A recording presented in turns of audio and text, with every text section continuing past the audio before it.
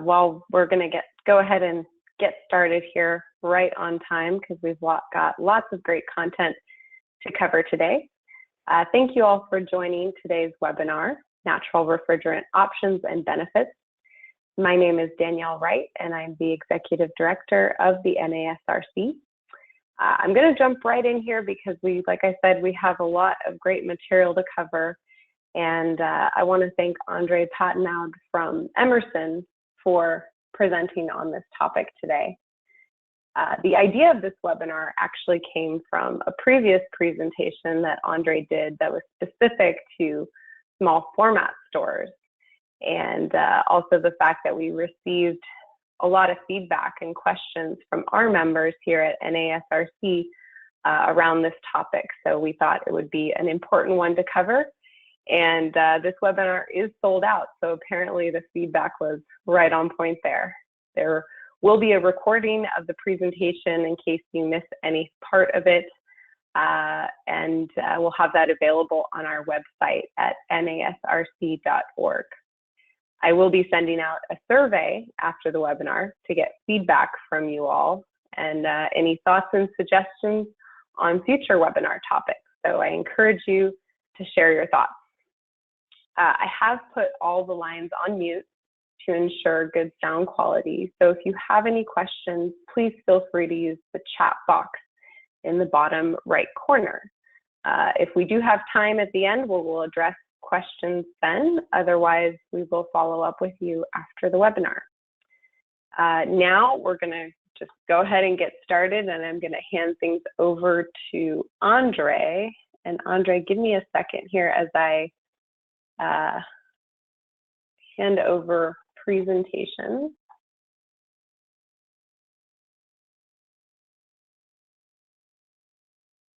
And also unmute you.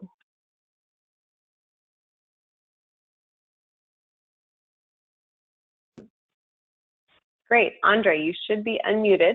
And do you have access to present? Great, I'm seeing your screen. Can you see that now? I see it now. See? Can you see? How's that?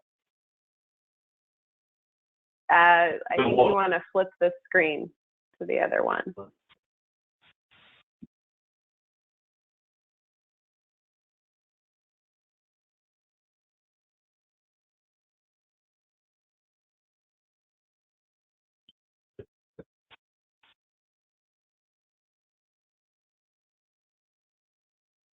There we go. How's that? That's better? You can see only one slide now? That's right. You're all set to go. Okay, perfect. Well, that's great. Thank you very much, Danielle and NASRC, for the opportunity to speak to everyone today about natural refrigerant options and their benefits. So myself, Andre Patenaude, I'm the Director of CO2 Business Development for Emerson, and really what that means is I'm responsible for developing Emerson's global strategy around CO2 from industry stewardship and marketing and business development and that sort of thing.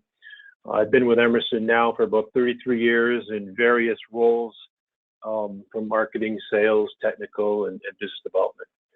So that's a little bit about me. I have to put this slide according to Emerson, so I'm sure everyone's already read it, so I will move on. My agenda today, I worked with Danielle to work on the agenda to make sure that we captured what she felt was important to the membership. And so I want to start off a little bit on the evolution of natural systems, where we've come from and where we are today.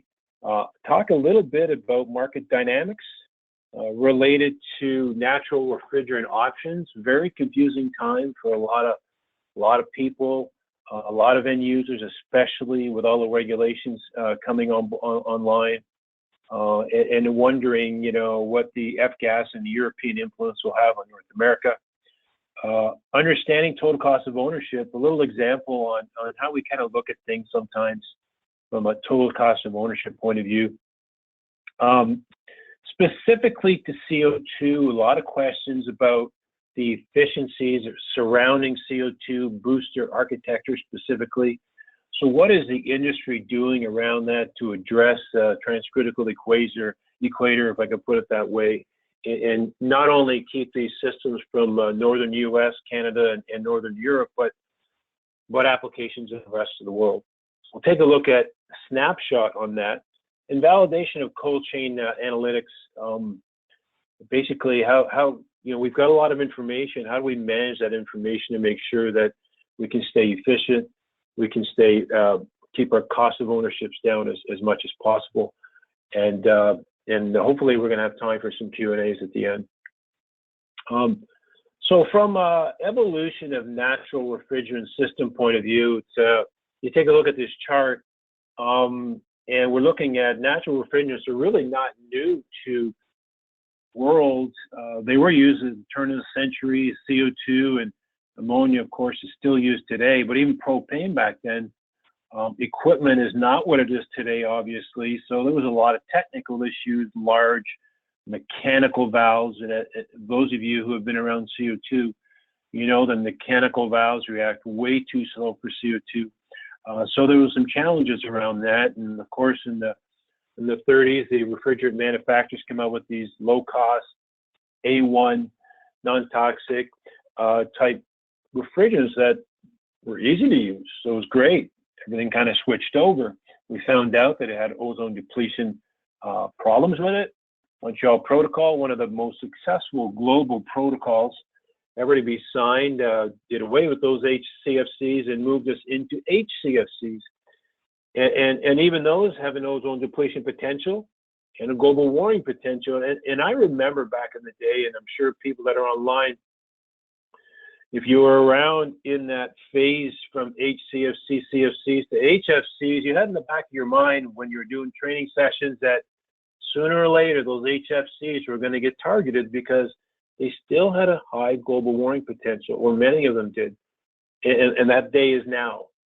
So now, what other options do we have? Well, there are some options in the natural space. And, if you take a look at in the early turn of the century, we didn't have all the electronics and IoT devices that we have now. And really, electronics has really helped us to enable the efficient, effective use of naturals again. So those are seriously looked at because of all the regulations and drivers that are happening around the world. So that's interesting. And, even 8 years ago, you look at all these voluntary, some of these are voluntary organizations or even regulations were not even around 8 to 10 years ago. And it's interesting to see all of these organizations very front and center in today's world and trying to educate and also regulate phase downs of these refrigerants. Of course, today is presented to you by the NASRC, which is a big part of trying to move forward the natural refrigerant space. The Kigali Amendment that was ratified is really interesting. We had 197 countries around the world all agreeing that phase downs are important to the future. And depending on where you are in the world, of course, that phase down may change slightly. We're the actual blue here, the A2 countries that in 2019 are phased down by, 10% will drop. But if you take a look at the line before it, 2018 F-gas, so Europe, are having a 37% reduction. And there's a lot of activity that we can learn from that's going on over there, from refrigerant because the quotas have dropped. High GWP gases, some gas manufacturers won't even sell high GWP gases in Europe because it hurts them from a carbon equivalency, a metric tons equivalency point of view. So there's stresses happening there. There's price increases are going crazy right now over there. So end users have to make some serious decisions and keep transitioning to these lower GWP and natural refrigerant gases. And it's interesting. We do have a couple of years. They have a couple of years head start on us for us to learn and see what's happening and kind of understand that. But other parts of the world, of course, their phase down schedules, if you're an A5 country, won't start. The freeze won't start until 2024 and phase down somewhere around 2028, and so on. So we're the blue line, and our phase down is starting in a few years from North America's point of view. From a global market dynamics, I mean, there's a lot of dynamics happening. So I've picked basically a smaller format as an example of one of those dynamics that are happening. Because we're seeing that from Australia to Brazil to North America to of course Europe as well. Small format retailers are very, very popular. And, a lot of things are driving that. Deep urban markets, and you need to have some supermarkets down there. So they're going to be smaller formats. They're going to have their own stresses. Convenience has been a big deal. We hear more and more. I mean, myself, I love convenience. I love speed of delivery. So retailers have to manage and deal with all that, along with all the e-commerce and the millennials' needs and wants. They may like to click, but they also like to show up at stores. So how do we deal with both sides of it and remain profitable?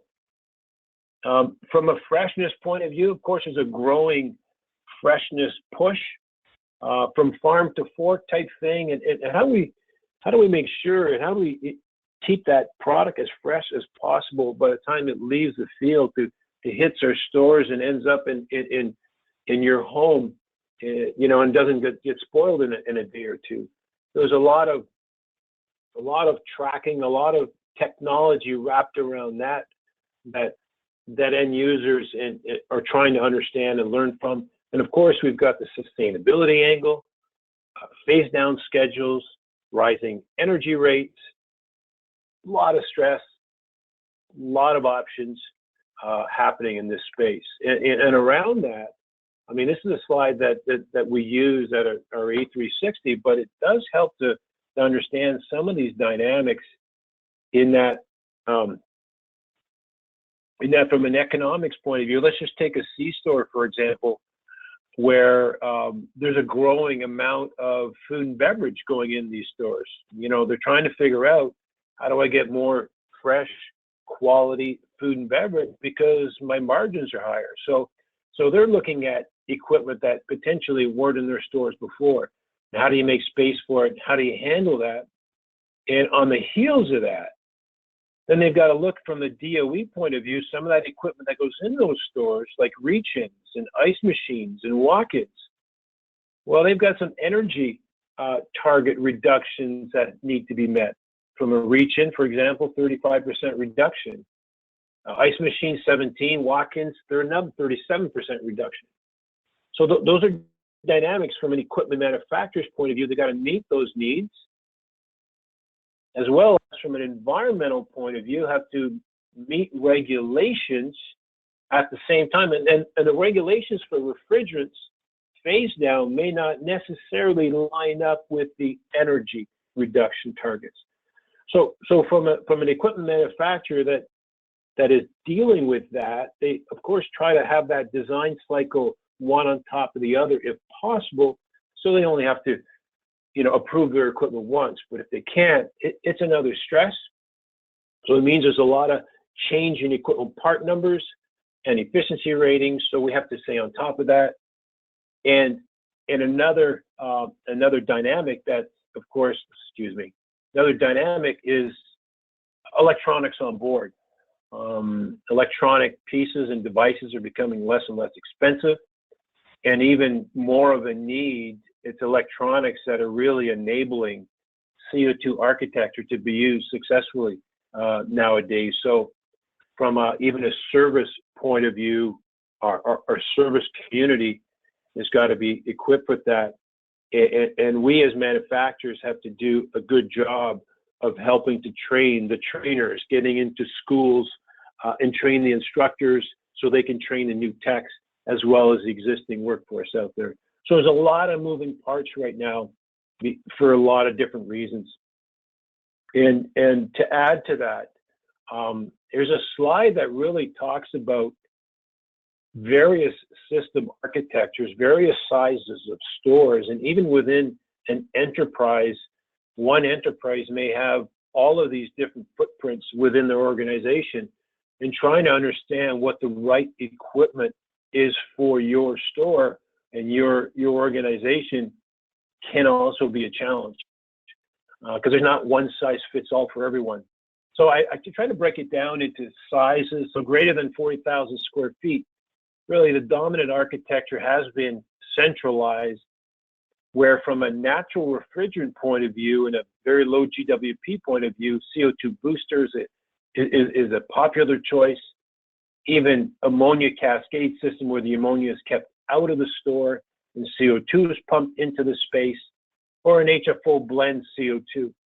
So that's from a centralized, but as you start getting into smaller footprints, maybe 10 to 40,000 square feet, then you've got different choices. You may still have boosters, but then you're looking at distributed architecture could be an option, and refrigerant choices start to become an option.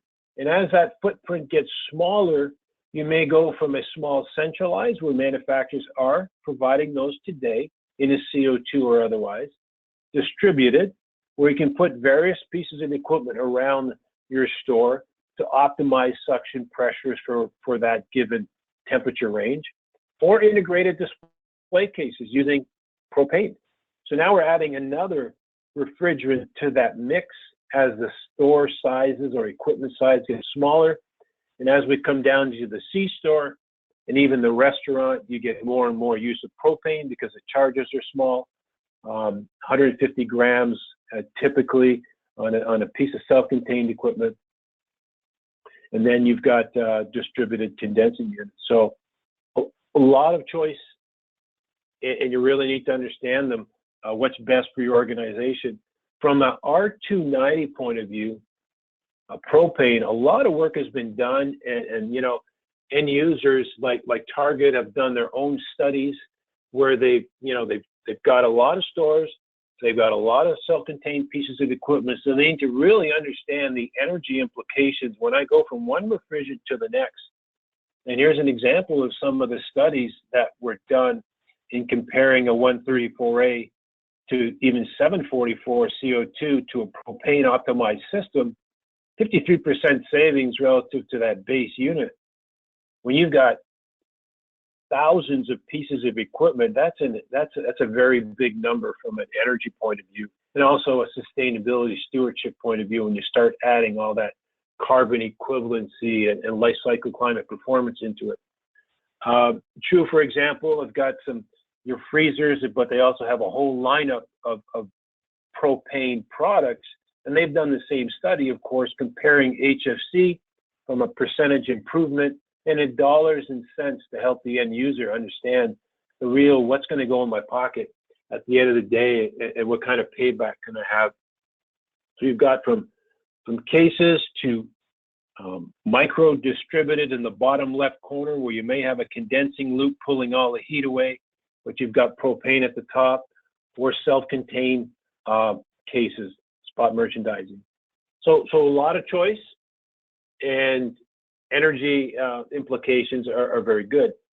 I'll talk a little bit more. This is a basic CO2 system architecture, and I mentioned earlier on that it is scalable. I mean, you look at a system like that, there's a lot of electronics, from the facility control to high pressure controls to electronic expansion valve on every case. There's no doubt electronics have enabled these systems to operate, but they are scalable. My main point is that you can have a 2 million BTU operation down to a smaller operation where you may only have 47 cases in the whole store, down to something even smaller from the C-store point of view. So the scalability and the cost of equipment coming down has allowed that to happen. So when you take a look at all this stuff that I talked about, you may say, well, maybe you're an engineer that's in charge of making decision choices for your stores, and you say, okay, I'm going to go with architecture X, whether it's CO2, propane, whatever it is, because there's a lot of questions, there's a lot of stakeholders, even within one enterprise, that once you may have decided that the equipment of choice might be CO2, where you're not concerned with working pressures because you understand that they're contained in stainless steel pipe. You understand that they only go out onto the roof and back into through a valve, and the rest of the pressures throughout the store are intermediate to lower. You understand that the technicians in your area have already been trained for it, or there's a good training plan made in place for it. But then you've got to go through other stakeholders within the company to make sure that it passes. So even though one architecture may look good to you, you need internal what we call sponsors or power sponsors inside your company to help you to sell it. So a lot of moving parts, even in the decision-making point of view. So you've decided on architecture. You're going to install it. It's something that everyone's concerned. I hear this term more and more used ever in the last few years than I ever have in my career. Total cost of ownership is top of mind for all retailers. Of energy, different system architectures, concerns over technicians and being able to do the job right. So there's a lot of concern there. But one of the things we looked at when doing this analysis, we took a 40,000 square foot store, about 2 million BTUs kilowatt hours. About 60% of that is refrigeration, and at 10 cents a kilowatt hour, that year one would be about $120,000 in energy. The assumption is that 7% energy increase a year. So on year one, you buy your equipment, you install your equipment, you start paying year one, 120,000 energy, and there's a 7% increase a year in energy. So you know that after year 20, you're going to be at this point in energy, assuming that you've always continually optimized your energy. You made your system as energy efficient as you could along the way. And if you don't, you're going to get some energy drift. You're going to get some inefficiency that occurs that were never corrected and brought that back down to where it should be. And you wonder, as your energy starts to drift and something is out of calibration, how much extra maintenance cost does that add to your bottom line? And that maintenance cost starts to slip. What does that do to your leakage rate? And if your leakage rates start to go up, it might not shut your store down, but it's going to have an impact on your energy. And again, your energy starts to drift even higher. And then, of course, you've got some spoilage, which is the blue part. And the purple part on top here is kind of the unknowns. I mean, today we know where we're at. But take Europe, for example. Take France just announced a few weeks ago, there's a proposing 126 euro per kilogram. 126 euro per kilogram in taxes. Man, that makes someone make some pretty strong decisions very quickly if that goes through. Spain's got it, and there's other European countries. I'm not saying that's going to happen here, but those are things that are in the back of people's minds. Future regulations. Just because, we have a regulation X today, what's it going to be like in that lifetime of your store? 20 years, a long time from a regulation point of view.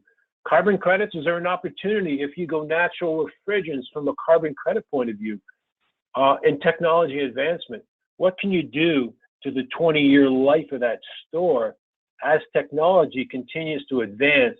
Are there some IoT devices that you can put on your system today to start pulling down that energy number and pulling down the maintenance and leak rates in order to improve your total cost of ownership? So those are kind of things that we ask ourselves as we go through this process.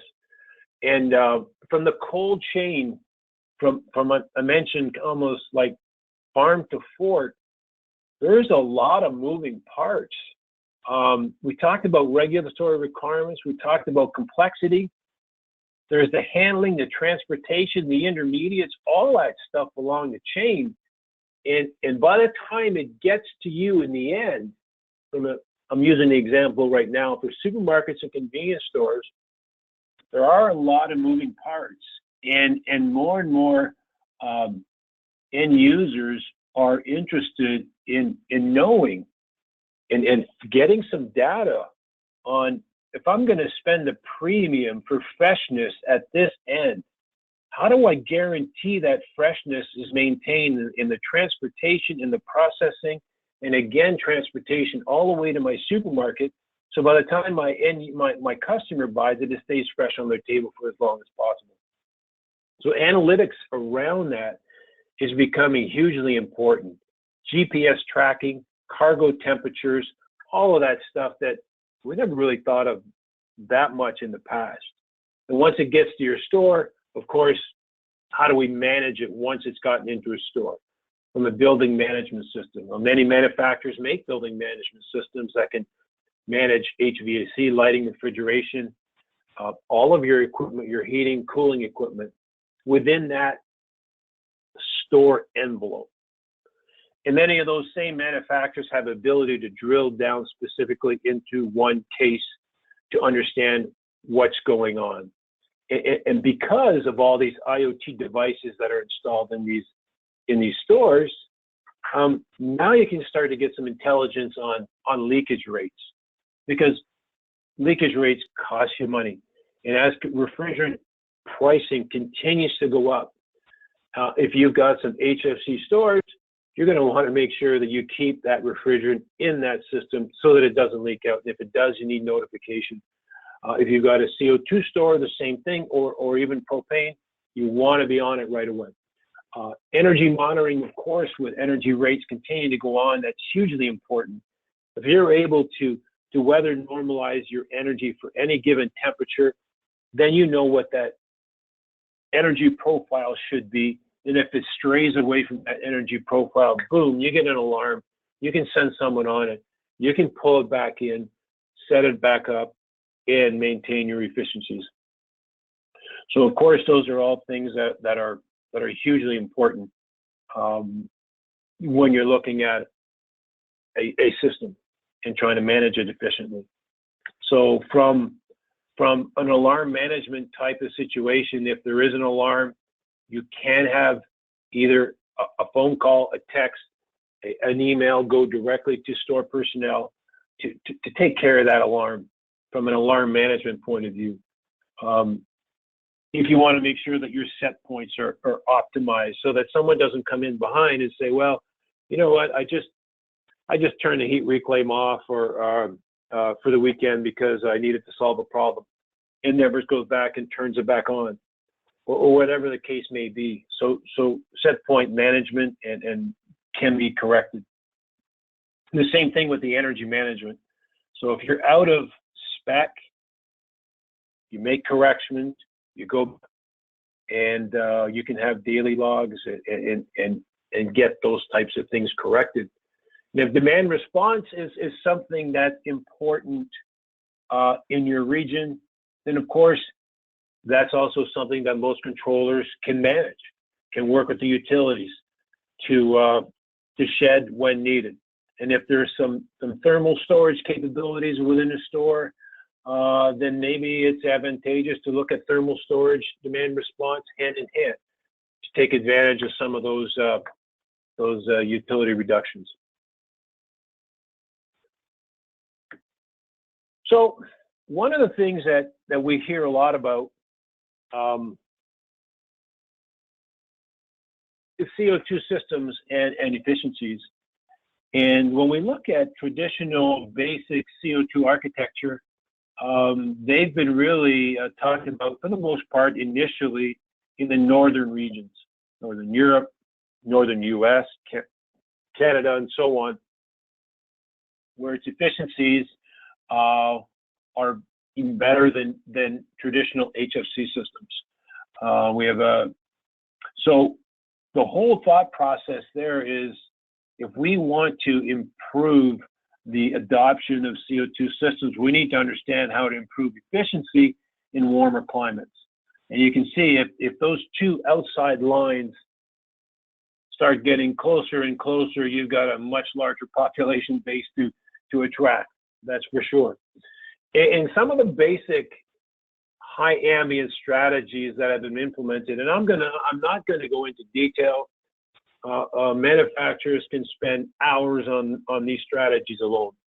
I'm just going to give you a little taste to let you know that there are some high ambient strategies available out there that manufacturers are employing today to improve efficiency of CO2 transcritical booster systems.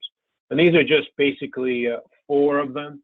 One is parallel compression. I'll talk about what is that. Spray nozzles or evaporative or adiabatic gas coolers. I'll focus on adiabatic gas coolers, which are the most popular in CO2. Mechanical subcooling and ejectors. Why we use ejectors or any of those. So from a parallel compression point of view, I mean, at first when I heard the term parallel compression, I was a little confused. I thought, well, already in parallel on a rack? And the answer is yes, they are.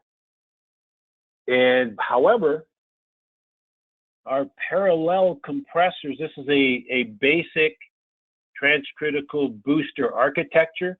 The one down here in the bottom left, you can see have 3 compressors in parallel.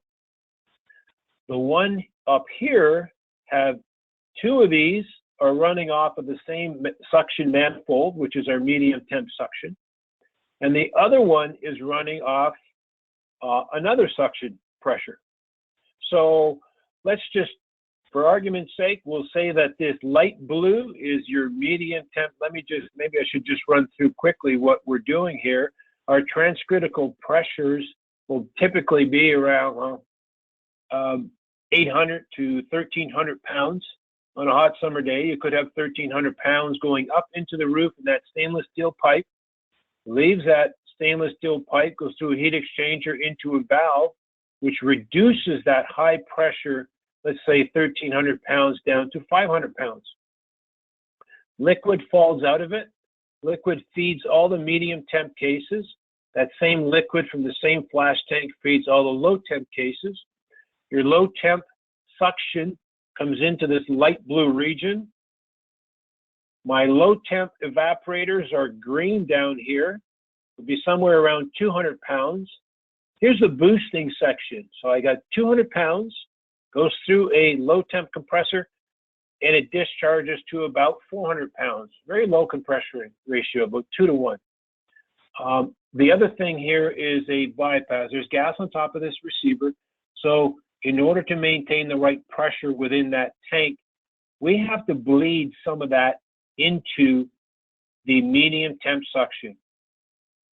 So that's where the inefficiencies lie with the CO2 system, is you're putting a mass flow, you're dumping mass flow into these compressors, so they have to work harder in order to maintain the proper temperature in this flash tank. So a parallel compressor, what it does is it says, okay, instead of sending this pressure down to these 2 compressors that are running at 400 pound suction, I'm going to redivert this vapor, superheated a bit, and redivert this 500 pound suction pressure to a compressor. Because now I've got 500 pound suction instead of 400, my efficiency is much greater, my capacity is much greater, and most times I can downsize that compressor. I can have a smaller compressor running even more efficiently, managing this flash gas vapor. And what that does, in practical terms, it gives you an annualized saving of about 8 to 10%, depending on where you are, depending how often it's used. That's parallel compression. Adiabatic gas cooling is your gas cooler here has been fitted with adiabatic pads on the side.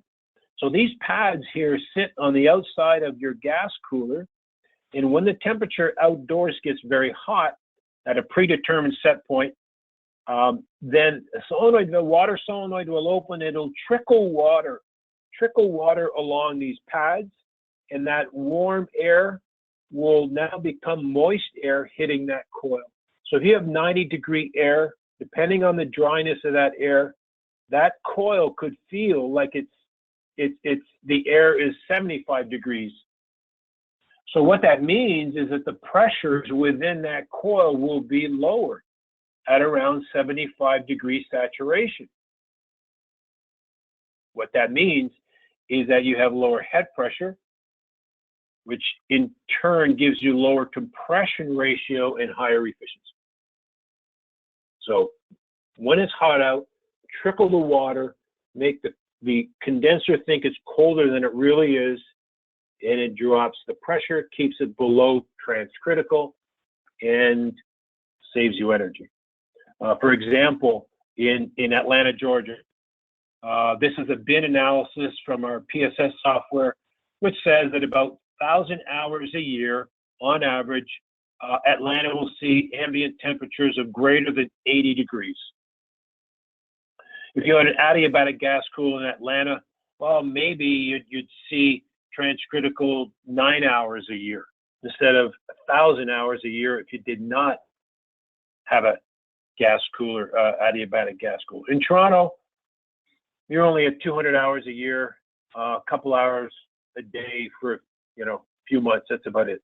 So it may not pay to put an adiabatic gas cooler for a few hundred hours a year. But in the warmer ambience, it starts to look attractive. Mechanical subcooling, another means of increasing efficiency. Really what we're looking at on a hot summer day, when the discharge gas goes into your gas cooler, you're in a supercritical zone. So all you can do is remove heat from the gas, but it doesn't condense. So it's in a transcritical, supercritical zone. You drop the pressure, and then you've got to get rid of all of this flash gas. That's that inefficiency we talked about. So if you can move 0.3 further to the left and drop it down, you have much less flash gas to bypass to the medium temp compressors. So your efficiency improves. So that's exactly what we're talking about. Mechanical subcooling moves that line over to the left, increases capacity, and increases your EER. You're going to need something to mechanically subcool. This happens to be a 410A piece of equipment.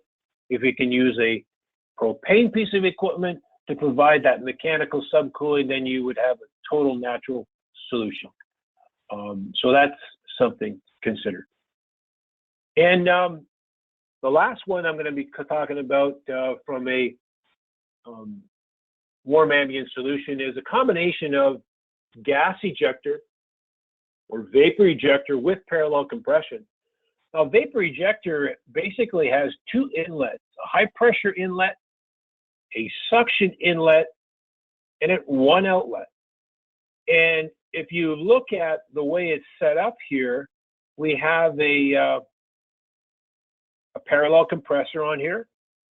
We have an accumulator here and a low pressure line just before the compressors, a suction, medium temp suction line that comes right up into the side of this ejector. And how the ejector works is the high pressure coming out of the gas cooler is used as a motive force. That high pressure comes through that throat area as a supersonic effect that creates a suction and draws that suction gas into it, creates an intermediate pressure, and returns that gas, that combination of suction gas and high pressure gas, into the flash tank. And what that does is it provides a source of suction gas to keep that parallel compressor running as often as possible. Because if you can keep a compressor that's running at 500 pounds suction on and turn off one that's running at 400 pounds with a higher compression ratio, your energy advantage is much greater. So the whole thought process there is how, if we can continuously divert suction vapor away from these two guys and feed this compressor, there's an energy advantage to that, a significant energy advantage to that. So that's what vapor ejector is about. I'm not going to get into liquid ejectors, but liquid ejectors does a similar thing in that it will pull liquid off and also help feed the parallel compressor. I'll give you an example of what that looks like from an energy point of view. This is a slide that was developed by Advancer, and it was shown in the Accelerate Europe magazine. But it's interesting because it shows a couple of things. The orange line talks about, you know, from a prototype stage in 2008, so we're 11, not quite, but a little less than 10 years ago, the effects of VFDs on compressors, the effect of VFDs on fans has an energy improvement of somewhere around 5% or more. As you started to add parallel compression and heat reclaim controls, your efficiency went up to around 115% better than what we had before. Some coolers I talked about, these superheating components, a boost up in energy. And then when you start to add ejectors and adiabatic cooling, you're about 25% higher than the original prototypes were from a basic architecture point of view. So from their research, this is what they found.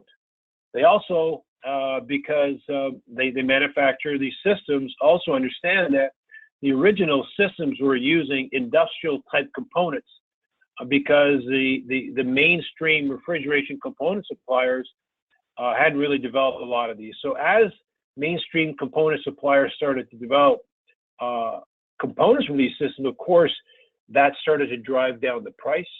Economies of scales continue to drive down the price to where we are today. So significant reduction in equipment costs and efficiency increases. So in basics, that's what that looks like.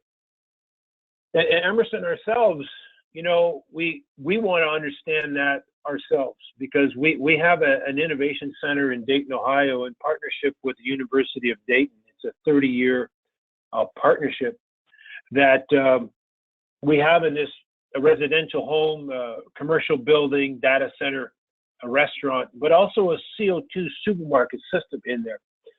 And because we have a CO2 supermarket system in there, we want to understand that last chart for ourselves on a system that compares exact system dynamics from one architecture to the next. I'll talk about in a few minutes. Major investment at the Helix Innovation Center in Dayton, Ohio. We've seen not 600 people, but 11,000 people so far in about 13, 14 months. And it's about a 40,000 square foot facility here. But just to give you a snapshot before I talk about the CO2, there's a 2,000 square foot home inside of this brick building here. You can see the walk-in box here. Here's a commercial office space that I'm just kind of tucked away here on the right now speaking. The data center, Liebert was part of Emerson, now Vertred, are still doing some work here and will continue to. And there's a food service operation kitchen. So, you know, understanding the dynamics of heating and cooling, using different natural refrigerants in this space, changing menu options, understanding the heating requirements, understanding the energy efficiency and how do we transfer heat from one source to the next to optimize, and how do we get rid of all the food waste using grind to energy. All that type of thing is happening here at the Helix, but specifically for the CO2 system, we have a 2,500 square foot supermarket that has a transcritical booster system, as I mentioned, with independent humidity and temperature controls. Remote condensers are located in an environmental chamber that we can change the temperature in the chamber from -30 to 130 Fahrenheit, and also change the humidity in there. and we're fully integrated with the refrigeration and air conditioning system here. So that's kind of a snapshot of the real-life supermarket that is a scalable form. And the rack itself is kind of what it looks like. Transcritical compressors on the bottom, subcritical compressors on the top.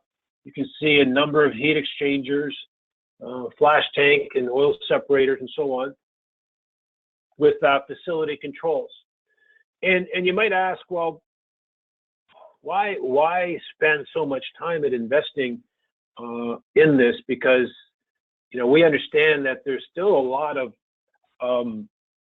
worries, anxiety, if you will, around natural refrigerants, and we want to understand for ourselves and build confidence that the information we're presenting has been collected and has been presented credibly. And so, you know, we've engaged with third-party companies to do the installation of transducers, temperature sensors, CTs, all that kind of thing.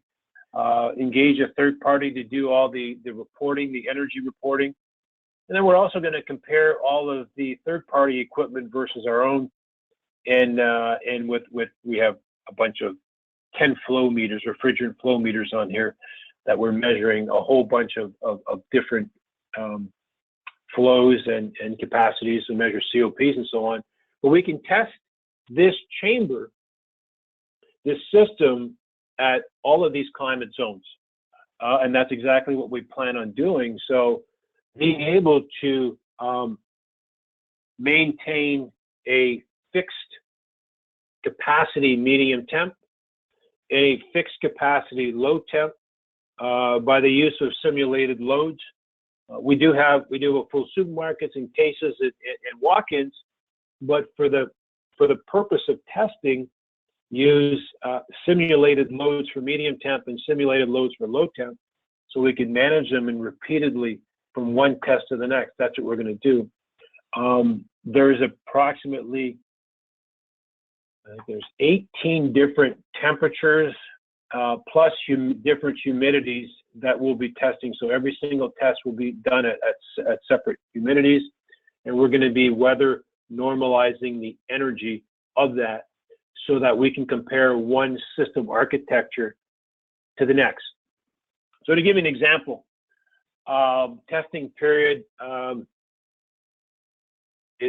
been delayed a month or so, but we plan on having most of it completed by the end of September. So you take a look at phase one, which be a CO2 basic architecture, for example, the one that was originally used for cooler climates and is still very effective and used extensively in cooler climates. So we're going to measure the weather normalized energy at all those climate zone temperatures and humidity levels using normal dry gas cooler and record that. And after we're completed that, recalibrate the test chamber, make sure we're exactly at the same energy set point that we started at. And we're going to activate parallel compression and run it through all those same tests, all those same temperatures, and continue to do that. After that test, recalibrate. And then do the adiabatic gas cooler for 4, and then gas cooler with parallel compression, and then do the mechanical subcooling. So that's kind of phase one. You can see mechanical subcooling is of a basic architecture. We can always add it with other combinations of high-end technologies. Phase two, after we've completed that, we're going to look at heat reclaim. We have 3 forms of heat reclaim at the Helix Innovation Center: hot water, snow melt, and HVAC for heating. So we're going to be doing the whole battery of tests there. And incidentally, our plan is to model all of these architectures with today's available software, including our own and including third-party software, and compare that against what we're actually measuring, comparing apples to apples. So we'll do that with the heat reclaim, of course, as well. then move on to air conditioning, parallel compression, vapor ejectors in parallel, and vapor ejector parallel and adiabatic gas cooling. And along the way, today, we don't know what we don't know. So as we go down this path, as we have, end users requiring or wanting us to understand something better, of course, we'll work on what does phase 3 look like? What does that architecture look like? What do we need to test in order to provide some optimized or more energy efficient solutions? So that's really the basis of what we're doing here. And it's all about trying to, drive improved confidence in the industry around natural refrigerants. Now, I talked about CO2. It's not only CO2, but for the purpose of this seminar, to give you a snapshot on what we're doing around CO2, that's what I decided to focus on today. Of course, there's propane. There's a lot going on in the ammonia space as well on the industrial side, but I just wanted to focus on food retail and mostly CO2 for today. That is all that I had for formal presentation. I did take some other slides out on LCCP planning for enterprises because I wasn't sure I was going to have enough room. But I don't know, Danielle, if you wanted to stop and take questions now, or that I cover enterprise planning.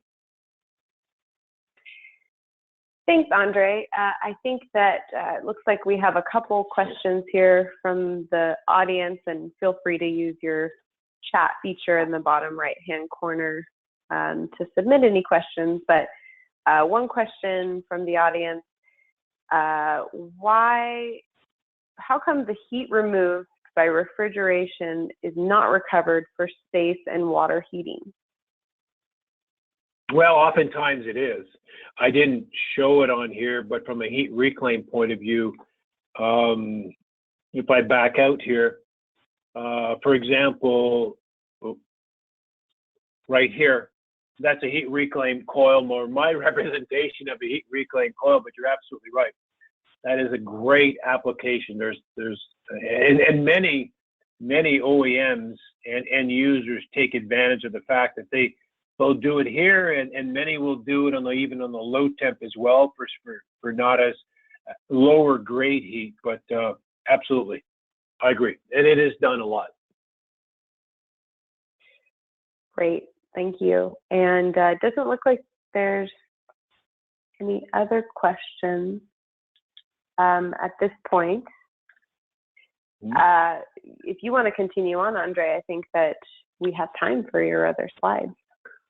Sure. I just wanted to put something up because, in hearing some end users, wrong slide here. I think I might have played. No, I thought I had moved them around. I apologize. I must have hid the slide. Let me go and hide them.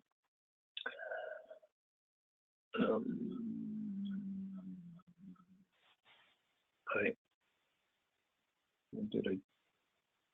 Oh, there they are.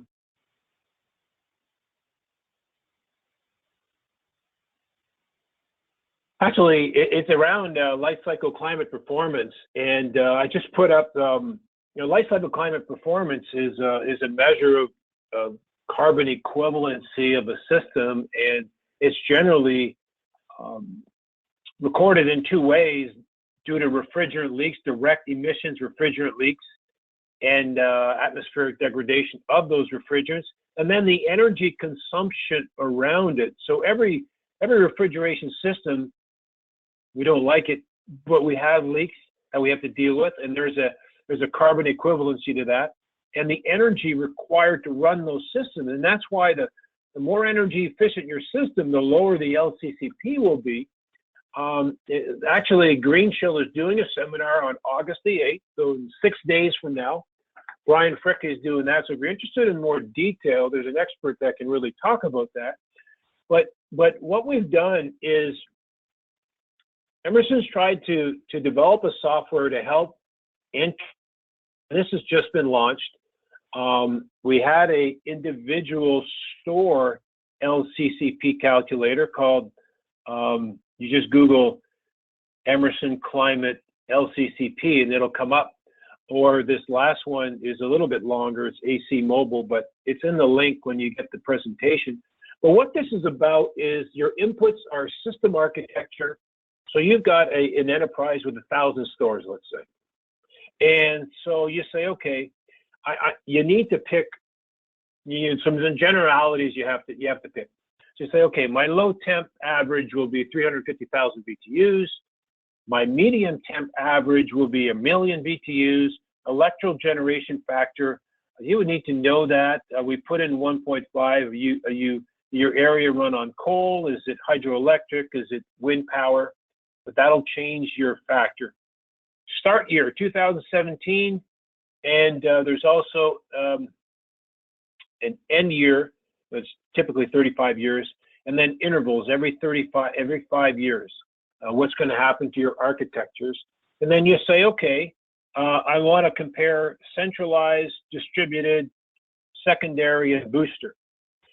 So you on the top right here, the end user would put in, okay, in 2017, today, this is what I have from an architecture point of view. I've got 700 centralized, 200 distributed, 99 secondary, 1 CO2 booster. But in the year 2052, I'm going to reduce my centralized to 290. And you can see my store count is actually going to go from 1,000 to 1,100. And I'm going to have 210 booster systems. And then you go down a little further and you assign the refrigerants that are in the stores today versus the refrigerants that will be in the store in 5052. And when you go through the software, what it will do is it'll break down for you a look across your enterprise of the total life cycle climate performance of your enterprise. This is in gigatons of metric gigatons of CO2 carbon equivalency, where you are today, where you're going to be in 35 years. And you can see the indirect goes up because you've added 100 stores. So your energy's gone up slightly because you've added 100 stores, but your emissions portion drops significantly. And you can cut it in different ways. Total LCCP per store, the weighted GWP, new plus leakage, and so on and so forth. So it gives you a snapshot, and you can keep playing with different iterations to look at what would my enterprise look like in 5, 10, 15, 30 years if I had strategy A, B, or C.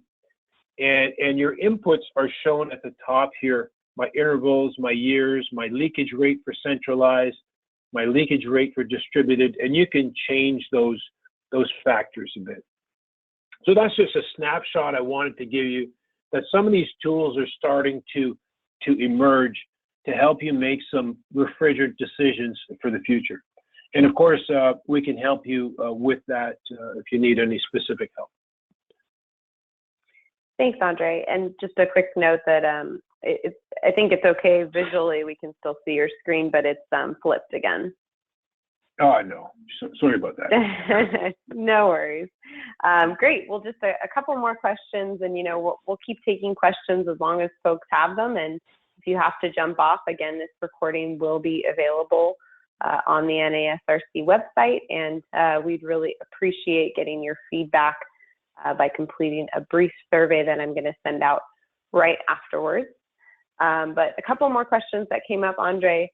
Why not use water or glycol as fluid transfer instead of moving CO2? Well, you can, and people do. The problem with moving water or glycol is you have basically sensible heat transfer, and water is 1 BTU per pound per degree Fahrenheit, whereas if I'm not mistaken, CO2 is around the latent heat of fusions, which is latent heat, is 142 BTUs per pound. So you can do so much more work number one. And if you're moving water around, or glycol for that matter, you need pumping. You need large pumps, large pumping forces. Whereas even if you're using CO2 as a secondary fluid, your pumping forces are a tenth of what they would be for glycol or water. So there's some definite advantages from removing latent heat instead of sensible heat, pumping forces being lower with CO2. So yeah, I'll stop there. Okay, great. And another one, the supermarkets are heated in the winter. Why not use that heat instead of dumping it outside? Absolutely. You're 100% correct. And in the areas that that require heat, that's exactly what they do. They may be using it to heat the store. So that coil that I showed you back here, instead of this being a water coil, that could be an air coil for heating. Some will pump glycol to a coil. Others will send CO2 directly into that coil. And if you don't need space heating, then you shift to hot water heat. Try to maximize that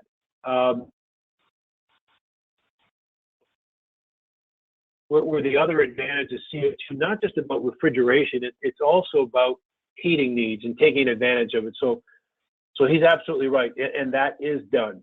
I just didn't, show it on these charts. Great. The last thing I have is maybe not a question, but a statement you could respond to. Leakage with CO2 is not a big factor. Well, from an environmental impact, if you leak 1 pound of CO2 versus 1 pound of 404A, you're right. It's 3,900 is less harmful. However, what it does do, if you leak enough CO2 out, then you start affecting your system efficiencies, and that's not good. And you start running into, higher energy if you're not aware that that leak is there, to a point where either you start getting spoilage, like any system, or your system shuts down. So you're right. Environmentally, it's minimal, but from an energy point of view and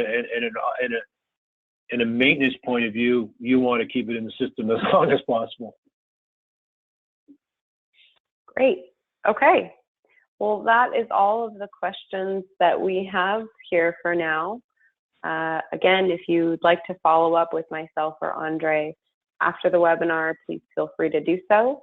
I will be sending out a very brief survey if you'd like a copy of the presentation, and then the recording will be made available on our website shortly. So thank you, Andre, very much for this presentation today. And thank you all for joining us. Great. Thank you very much, Danielle. Appreciate it. Thanks, everyone, for joining.